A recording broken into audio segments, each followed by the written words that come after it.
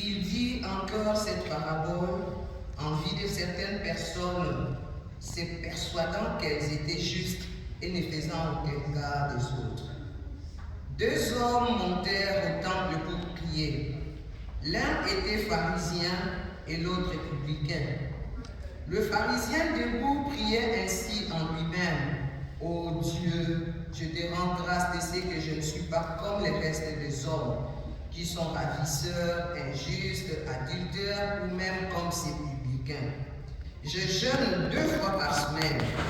Je donne la dîme de toutes mes revenus. Les publicains se tenant à distance n'osaient même pas lever les yeux au ciel, mais ils se frappaient la poitrine en disant: Ô Dieu, sois apaisé envers moi qui suis un pécheur. Je vous l'ai dit, celui-ci descendit dans sa maison justifié plutôt que l'autre, car quiconque s'élève sera abaissé, et celui qui s'abaisse sera élevé. Parole du Seigneur. Prions.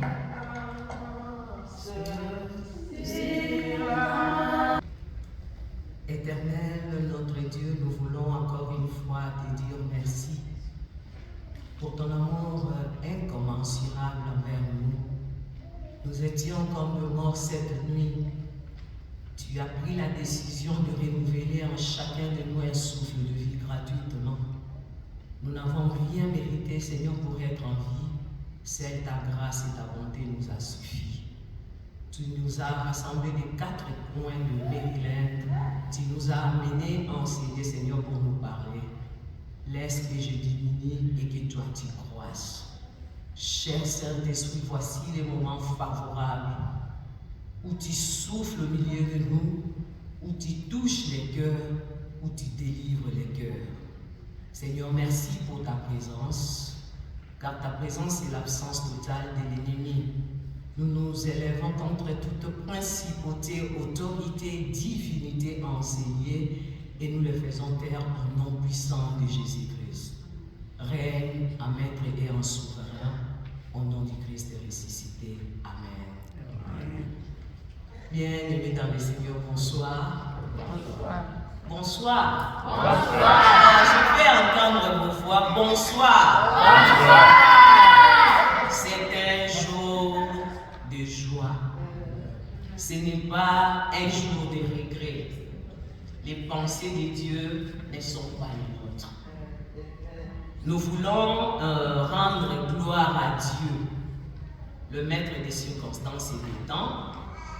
Nous voulons dire merci au pasteur Ron ainsi qu'à toute la session de la Silver Spring Presbyterian Church pour nous avoir ouvert les portes, pour nous avoir accueillis et pour nous avoir prêté la chair pour que nous puissions parler de la part de Dieu. Je calculais hier les temps que je passais avec vous. Ça fait 3 ans et 3 mois. J'ai dit, oh my God, ça passe si vite. Que le Seigneur soit loué. Vous aviez été pour moi une famille. Que le Seigneur vous comble de ses grâces et qu'il vous bénisse. Aujourd'hui, nous voudrons parler.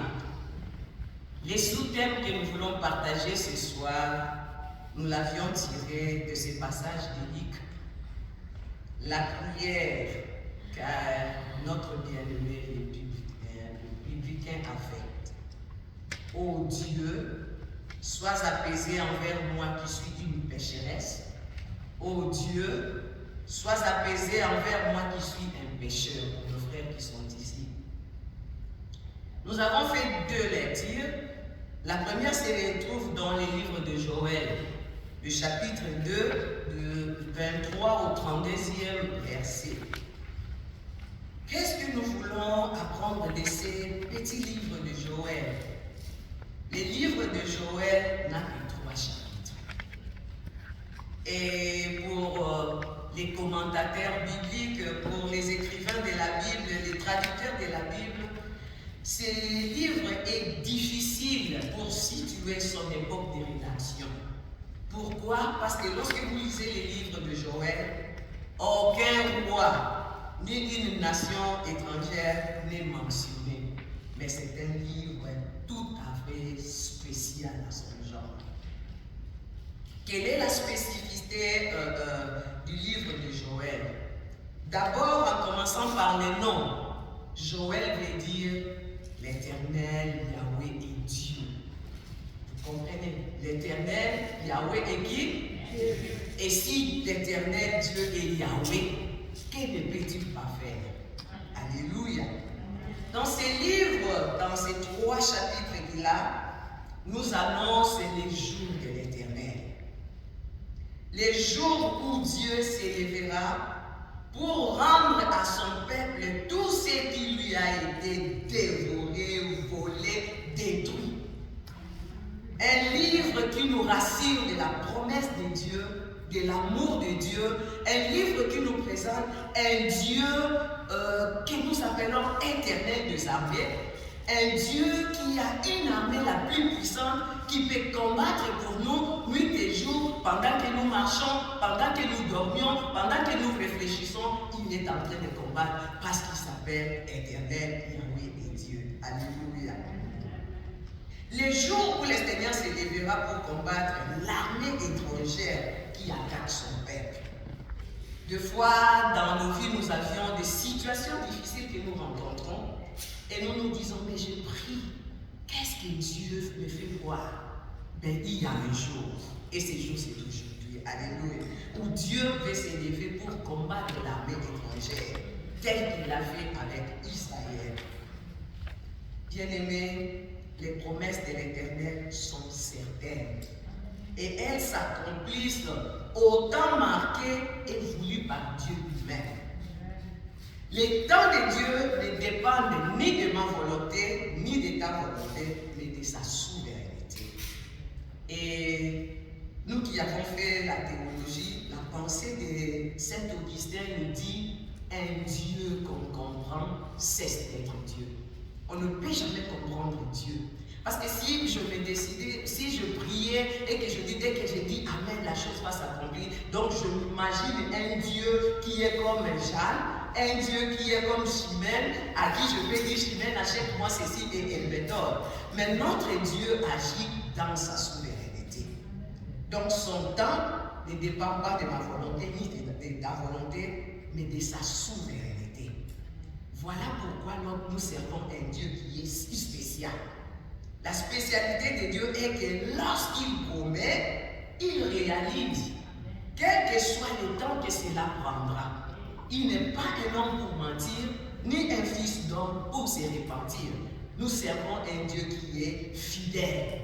Alléluia.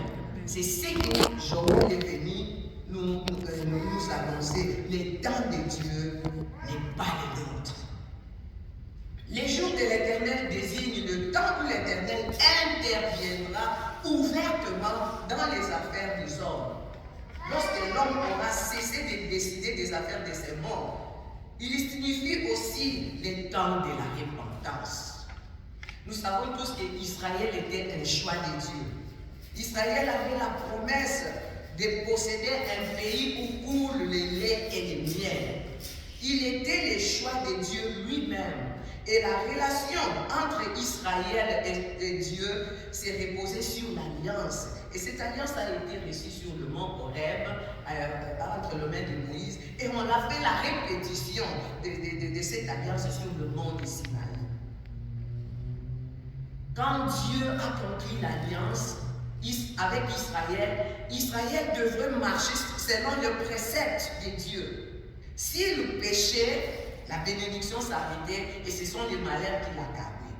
C'est ce que Joël est venu dire aux Israélites, que le Dieu que vous servez après que vous vous êtes répandus, c'est décidé de vous payer toutes les années que l'ennemi vous a dévorées. Alléluia. Les années que le Gélec, les Gazam, les Agrides, les sauterelles avaient volé. Je disais tantôt que cette relation s'est reposée sur l'alliance.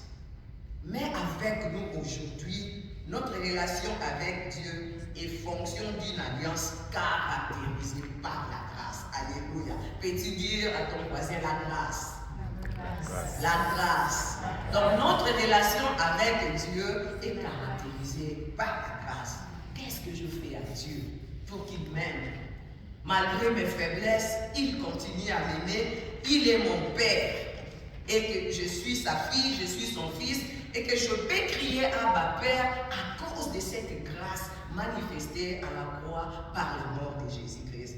Voilà pourquoi les psalmistes, ayant compris, il nous dit dans Psaume 130 au strophe 3, il s'écria: si tu gardais les souvenirs de nos iniquités, éternel Seigneur, qui subsistera?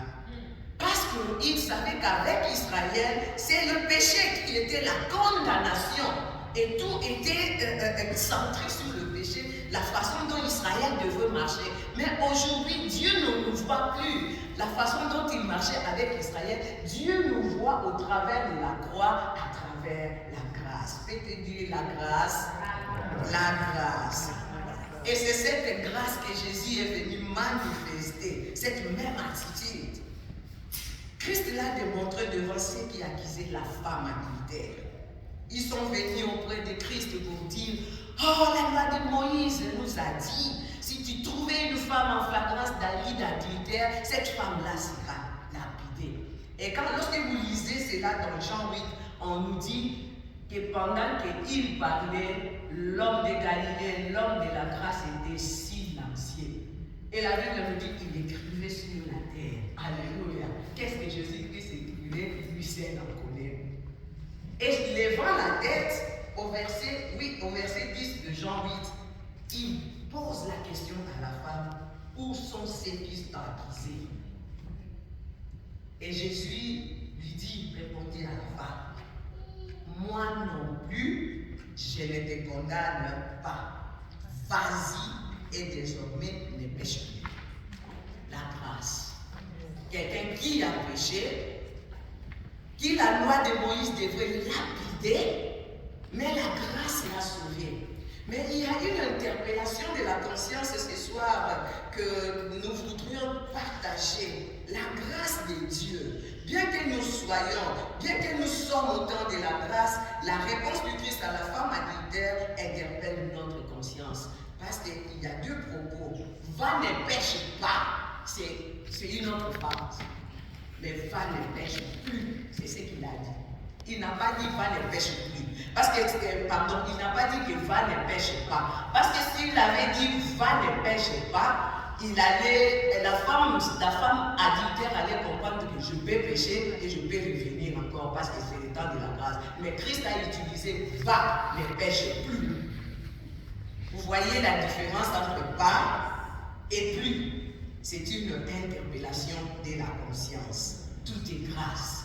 Mais cette grâce, les bénédictions matérielles ou spirituelles, parce que dans Joël, on a donné des bénédictions qui soient matérielles. On a dit, je veux vous remplacer les années que les souterrains avaient volées. Cela veut dire, Dieu a voulu ramener le peuple d'Israël de ces temps-là à voir Moïse. Parce que Dieu avait dit à Moïse, quand il était en face du buisson ardent, je vis la souffrance de mon peuple et j'entendis les cris de ses oppresseurs et je suis descendu pour mettre fin à cette situation. Donc c'est la même chose. Mais les bénédictions matérielles ou spirituelles dépendaient de la manière où nous concevons cette grâce que nous avons ici de Dieu. Dans Joël 2, lorsque le peuple s'est tourné, il a tourné les regards vers Dieu, Dieu nous avait tendu la main. Et il les a bénis, il a marché avec eux. Les jours de l'Éternel, c'est les jours de la repentance. Bien-aimés, lorsque nous péchons, ne restez pas dans le péché, parce que tu dis que nous sommes au temps de la grâce, je peux tout faire, il faut te repentir. Alléluia. Si cette promesse de Joël a été faite, parce qu'Israël s'était repenti. Réponds après moi la repentance. La repentance. Chaque fois que nous tombions, repentons-nous. Ne nous laissons pas dans cet état, parce que l'ennemi, notre accusateur, va prendre ces temps-là où toi tu as péché, où tu ne veux pas te répandre pour t'accuser. Il a toujours été un accusateur pour freiner les bénédictions que Dieu veut te donner. Les jours de l'Éternel, c'est les jours de la repentance. Ces promesses s'accompliraient si Israël rentrait au pied de l'Éternel, le Dieu de l'Alliance. Et ceci nous amène directement à épingler quelque chose dans Luc chapitre 18 dont nous avions lu, le verset 9 et 14. Ici, dans cette péricope, on nous demande deux attitudes. Nous voyons l'orgueil et l'humilité. Premièrement, nous voyons l'attitude du pharisien. Les pharisiens, à l'époque de Jésus, c'était à la fois un parti politique et une religion. Cette religion était attachée aux coutumes et traditions juives, donc c'est-à-dire à la loi de Moïse. Il n'y a pas un seul iota de la loi de Moïse qui pouvait tomber. Non, N-O-N souligné en majuscule, non. Donc il devrait suivre des vraies raisons pour lesquelles on nous parle de cette femme adultère qu'on a amenée devant nous. Parce que pour eux, la loi de Moïse était le précédent. Donc l'ainsi dit l'Éternel pour eux, c'était la loi de Moïse. Et vous voyez les pharisiens très attachés aux coutumes et aux traditions juives. La religion des pharisiens croyait, donc ils croyaient à la résurrection des morts et aux anges, mais ils cachaient leurs vices et leur orgueil sous les dehors d'une religion hypocrite. Ne soyons pas des hypocrites et des formalistes. Christ lui-même les a condamnés sévèrement lorsque nous lisons Matthieu 23, le verset 13 à 36 et dans Luc 12, le verset 1. Christ a condamné l'hypocrisie. Et nous savons que la Bible nous dit les hypocrites n'hériteront pas le royaume des cieux. Dieu ne veut pas l'hypocrisie au milieu de nous. Dieu ne veut pas les formalismes. Dieu veut que nous prions dans la sincérité et que nous les servons de tout notre cœur, de toute notre pensée. La Bible nous fait voir son orgueil et son mépris des autres, des pharisiens. Je ne suis pas comme les restes des hommes qui sont ravisseurs, injustes, adultères ou même comme ces publicains. La condamnation souvent, le jugement que nous portons sur les autres. Au moins, je suis ceci. Au moins, là, vraiment, dans ces péchés-là, j'ai déjà sauté. Tu as sauté, c'est tout est grâce. Alléluia. L'attitude du publicain. Dieu que nous servons, le Dieu que nous servons, il fait grâce aux hommes et il résiste aux orgueilleux. Que mon orgueil, ton orgueil, ne nous fasse pas voir la grâce de Dieu en vrai. Que je ne vienne pas dire, je suis pasteur, je suis elder, je suis diacre. Oh bien-aimé, l'humilité précède la gloire et l'orgueil la chute. Ce que nous devons savoir, Dieu fait grâce à qui il fait. La femme samaritaine, sa vie ne pouvait même pas être comptée dans la Bible. Parce que la mauvaise vie de cette femme le mettait hors de la portée de tout le monde. La Bible, lorsqu'on dépeint, les commentateurs, lorsqu'ils dépeignent la vie de cette femme, elle ne pouvait pas partir à la rivière au moment où toutes les femmes allaient se laver. Il attendait que la rivière soit un peu dégagée pour qu'elle vienne se laver et faire tous ses besoins nécessaires. Pourquoi? Parce que sa vie d'adultère, de femme adultère, l'a condamnée. Et le monde qui l'entourait, qui peut aimer une femme qui vient déranger son ménage? Les femmes qui sont mariées ici comme moi, qui peut accepter? Peux-tu accepter de voir une femme qui dérange ton ménage? Non, c'est inacceptable. Et toutes les femmes du village ne voulaient pas de cette femme. Mais Jésus-Christ, dans sa grâce, savait qu'il y a un jour, les jours de l'Éternel pour cette femme. Alléluia. C'est ce jour-là où elle descend au puits, c'est le jour où Dieu décide de la délivrer. Jésus-Christ vient au puits, il commence à provoquer cette femme, donne-moi de l'eau à boire. Et écoute la division et les jugements que nous avons en tant que êtres humains. Qui es-tu? Toi juif, tu viens me demander de l'eau à boire à moi qui suis samaritaine. Ne sais-tu pas que les juifs et les samaritains ne s'entendent-ils pas? Alléluia. Cette femme ne savait pas que les jours de l'Éternel ou les jours de Dieu avait décidé pour la délivrance de sa vie, c'était ces jours-là. Et la Bible nous dit, même les disciples de Jésus-Christ, en venant de loin, vous savez notre attitude de jugement, comment nous jugeons les autres, n'est-ce pas? Ah, mais qu'est-ce qu'il dit encore avec cette femme-là? Ils ont oublié que Jésus-Christ, en venant sur cette terre, qui s'est présenté, je suis la vie, je suis la résurrection, je suis les chemins. Alléluia. Cette femme avait besoin de la résurrection spirituelle et physique. Et c'était le moment où Dieu, le moment propice, et que nous appelons les kairos, les moments qu'on ne peut pas laisser passer dans sa vie. Les kairos pour cette femme. Christ, connaissant comment il devait parler à cette femme, il a su toucher son cœur. Et la femme a dit, donnez-moi de cette eau. Donne-moi de cette eau. Et c'était la délivrance pour cette femme. La Bible nous dit, elle est accourue pour aller annoncer la bonne nouvelle de Christ aux gens qui l'a minimisé. Alléluia. Il est Dieu, il fait grâce à qui il veut. Il décide dans sa souveraineté. Même la femme pite, Dieu peut la transformer. Et dans la Bible, Samarie a été délivrée à partir de cette femme de mauvaise vie, les jugements. Alléluia. Nous sommes ici avec le publicain, c'est ténant, nous sommes déjà maintenant avec le deuxième aspect, le publicain. Le verset 12 nous dit, c'est ténant à distance, n'osez même pas lever les yeux au ciel. Qu'est-ce qu'il a dit? Sois apaisé envers moi qui suis un pécheur. Alléluia. Il a reconnu que je suis un pécheur. Et il n'y a que Dieu qui peut me pardonner. Et il n'y a que Dieu qui peut me recueillir malgré l'état de mon âme, l'état de mon esprit.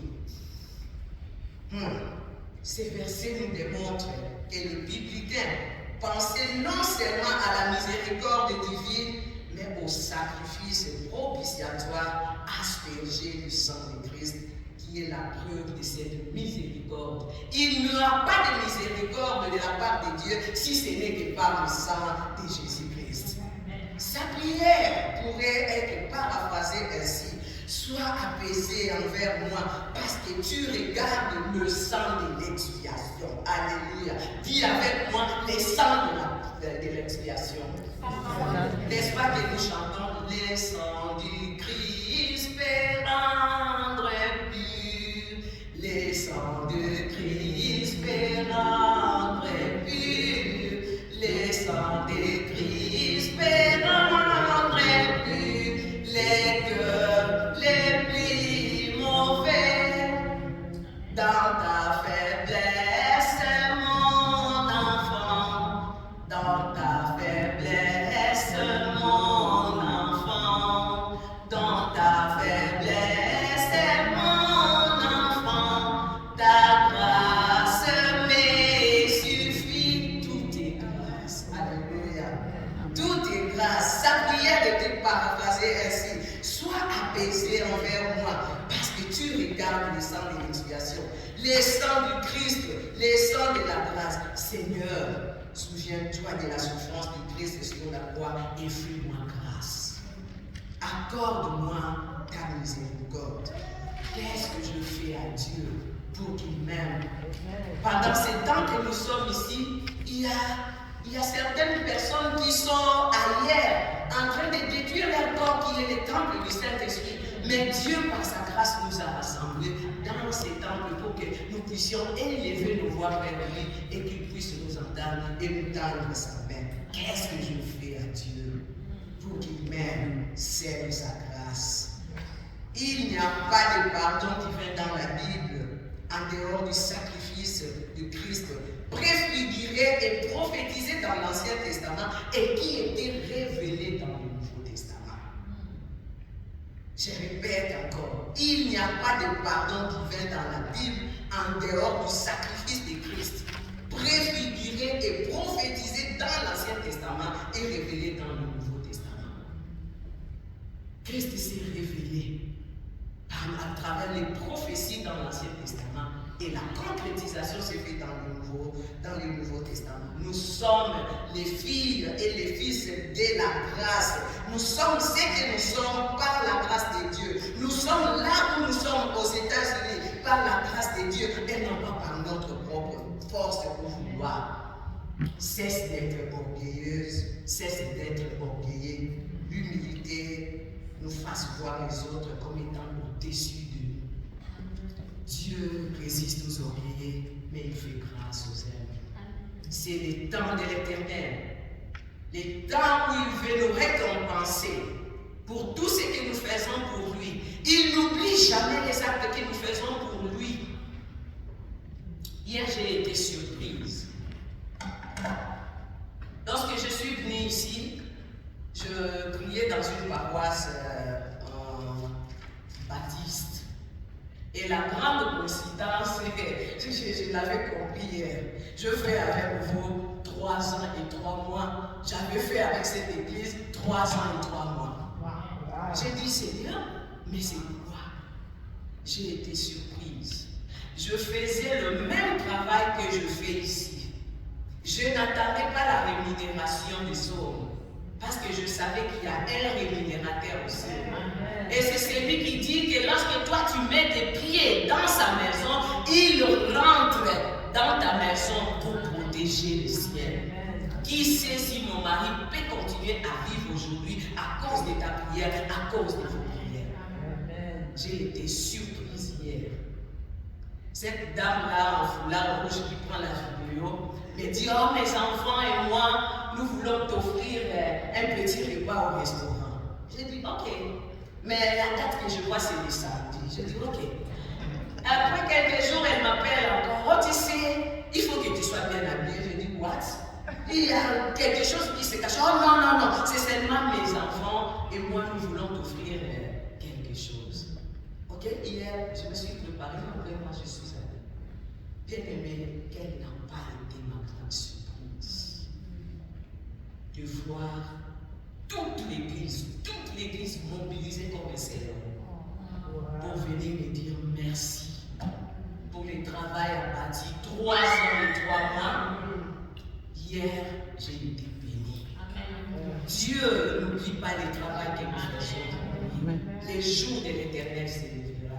Ce que je fais pendant 3 ans et 3 mois au milieu de vous, j'ai l'assurance que Dieu me payera. C'est moi qui a dit que je pars au Congo pour ne pas revenir. Est-ce que Dieu a déjà dit un mot? Non. Il est souverain. Il fait grâce à qui il veut. Il ouvre les portes de sa façon. Je suis venu aux États-Unis, ici d'une famille pauvre. Dieu m'avait parlé de ces pays, Dieu m'avait montré ces pays en 1994. Vous savez, quand vous êtes dans la situation de souffrance, j'avais dit cela à Jean. Quand vous êtes dans une situation de souffrance et que vous rêvez, vous avez acheté une Mercedes, vous savez comment on va dire? Ça, c'est chez nous, on dit en Lingala, chez nous, au Congo, on dit non, il n'y a pas. Donc, les rêves d'un moureux, vous savez, Dieu ne parle pas. Dieu m'avait montré ces pays, les États-Unis, en 1994. C'était la période la plus difficile de ma vie, où je ne pouvais même pas payer le frais de l'école de mes enfants. C'était la période la plus difficile de ma vie, où je n'avais qu'un seul pain. Je lavais ces pains-là les samedis soirs, pour que les dimanches je paraisse belle avec un seul habit. Alléluia. Et Dieu me fait voir les États-Unis. Je dormais, je me voyais traverser un pont. Les Blancs construisaient un pont et j'avais entre mes mains un de mes levées. Je regarde, la mer était bleu ciel. Je vois les globes terrestres qui tournent. J'ai crié dans les songes, oh, États-Unis. En 1994. Je me réveille, je raconte on était dans un thé de la famille.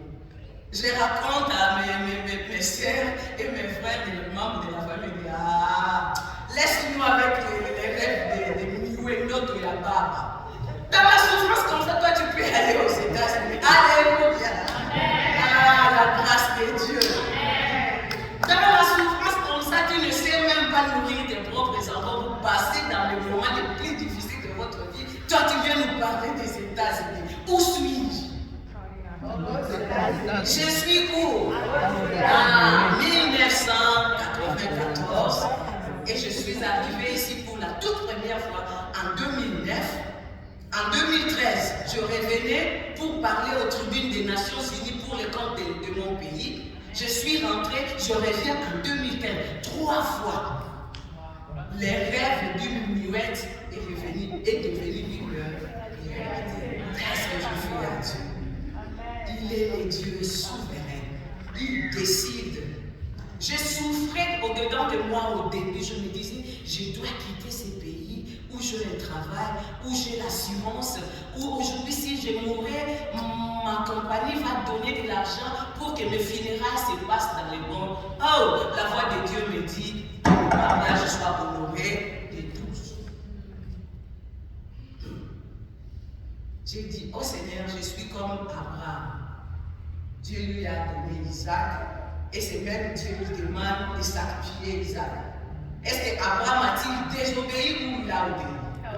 Il a obéi. Est-ce qu'Isaac était mort? Dieu a fait quoi? Dieu a pourvu. Mon Dieu pourvoira. Ce soir où nous voulons nous séparer, souvenons-nous de ce Dieu-là qui a donné la promesse à Israël et qui l'a réalisé. Si Dieu vous avait parlé de moi dans cette église, il le fera. Il est un Dieu souverain. Je n'ai pas à décider, c'est Dieu seul qui va décider. Les temps de Dieu ne sont pas les nôtres. Il permet certaines situations, nous pouvons voir cela difficile, mais lui, il a l'issue. Imagine un peu la vie des enfants d'Israël.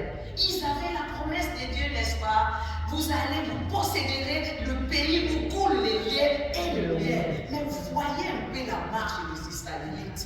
Pour que cette promesse de Joël, qui est presque à la fin du Nouveau Testament, s'accomplisse. Est-ce que c'était facile? Non. Les veaux d'or. Certains sont même morts pendant la marche et Dieu s'est décidé de dilapider tout le monde. Faisons confiance en ce Dieu-là. C'est Dieu qui nous a rassemblés. C'est Dieu qui a permis que je m'assoie là derrière l'arbre. Il connaît ce qu'il fait. Que le Seigneur ce soir se souvienne de nous. Que les jours de l'Éternel s'accomplissent dans nos vies. Amen. Et que nous soyons, nous tenons toujours la main de Dieu. Amen. Tiens ma main, oh, tiens ma main. Tiens ma main, oh Seigneur. Jésus, tu es souverain. Tiens ma main, oh, tiens ma main. Tiens ma main, oh Seigneur. Le dimanche passé, Maman Priscille, c'est elle qui était notre prédicatrice. La prière qu'elle avait faite, j'étais là. J'ai senti une force quitter là où elle était. Pour me toucher, j'ai dit, Seigneur, qu'est-ce que je fais? Maman Elder Dorothée, les dimanches passés, l'Éternel t'a parlé. Peut-être que toi, tu me connaissais. Tu avais dit 2 choses. La première des choses, qui sait pourquoi Dieu permet cette situation et la phrase toi-même, tu sais. Tu as dit 2 choses. Et nous sommes dans les temples de Dieu. Je vous soutiendrai dans la prière. La deuxième parole était, Paul était parti, mais il se souvenait toujours de son église. Maman, ai-je menti? C'était ta parole. À Maman Priscille, de dire, dans les temples de Dieu, Seigneur, elle était toujours à mes côtés. Elle venait chaque fois. Seigneur, voici la place où elle était, elle est vide maintenant. Dieu sait ici. Ce n'est qu'un temps de transition. et reste et Dieu va accomplir. Que le jour de l'Éternel arrive pour que nous tous nous chantons dans la gloire. Dieu est fidèle. Que le Seigneur bénisse sa parole. Amen. Amen.